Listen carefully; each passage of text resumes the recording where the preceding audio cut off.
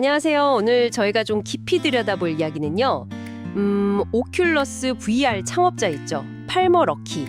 지금은 엔듀릴이라는 방산 기술 회사를 이끌고 있죠. 맞아요. 그 팔머 럭키의 테드 강연인데요. 여기서 상당히 좀 충격적인 시나리오를 제시해요.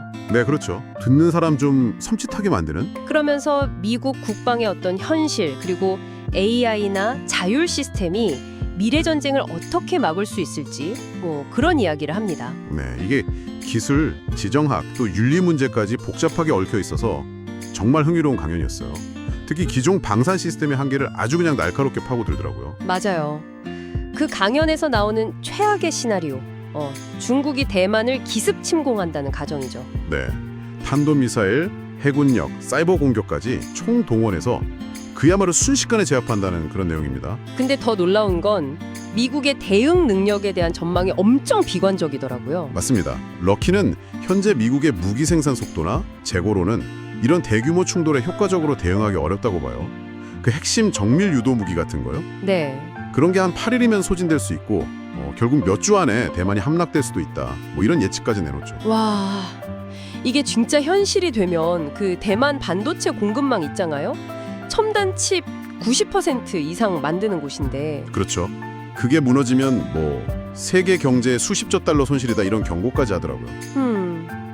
근데 왜 이렇게 취약점이 생긴 걸까요? 단순히 무기가 부족하다?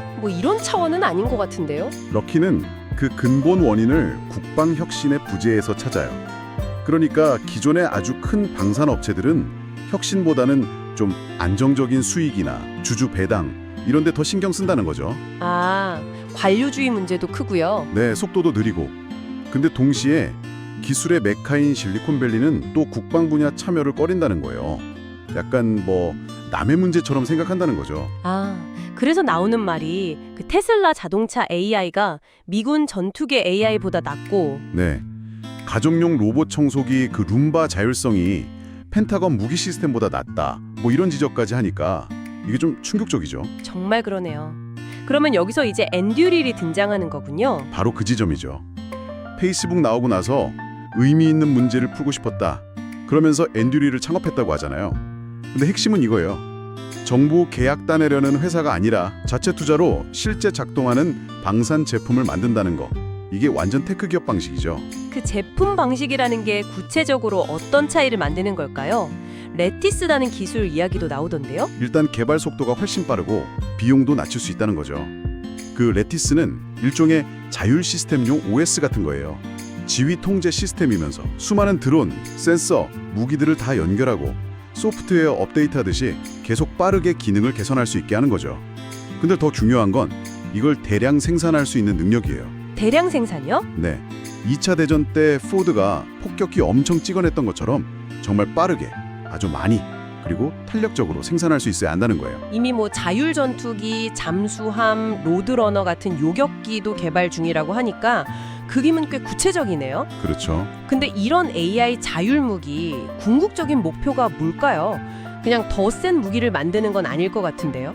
럭키가 가장 강조하는 건 전쟁 억제, 영어로 디테렌스라고 하죠.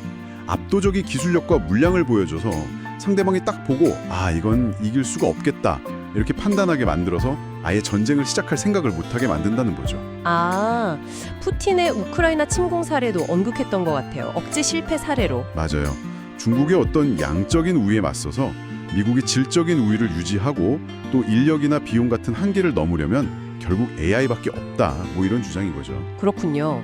하지만 역시 킬러 로봇 문제는 계속 마음에 걸리는데요. 윤리적인 우려가 크잖아요. 네, 그 부분이 정말 논쟁적인데 럭키의 주장은 좀 흥미로워요.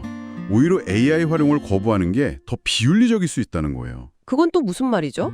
예를 들어서 AI가 인간보다 스쿨버스랑 적 장갑차를 더 정확하게 식별해서 민간인 피해를 줄일 수 있다면 그 기술을 안 쓰는 게 과연 윤리적이냐? 이런 질문을 던지는 거죠. 아, 결과론적인 관점이군요. 그렇죠.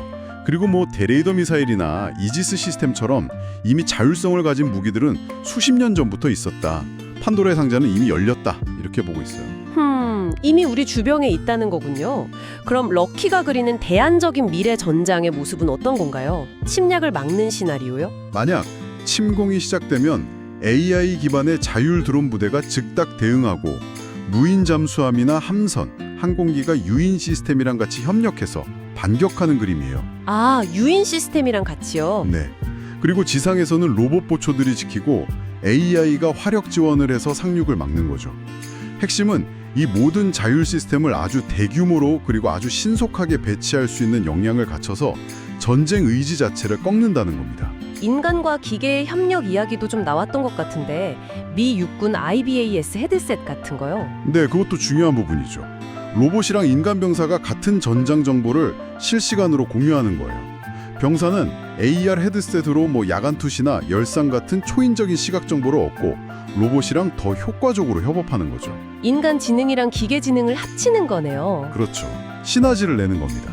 종합해보면 팔머럭키면 AI와 자율 시스템의 대량 생산이 그냥 기술 경쟁을 넘어서 전쟁을 막고 민주주의를 지키는 핵심 전략이라고 보는 거네요.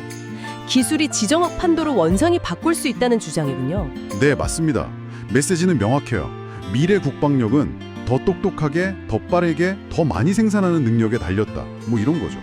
물론 여기에는 피할 수 없는 아주 심각한 윤리적 질문들이 따라오지만요.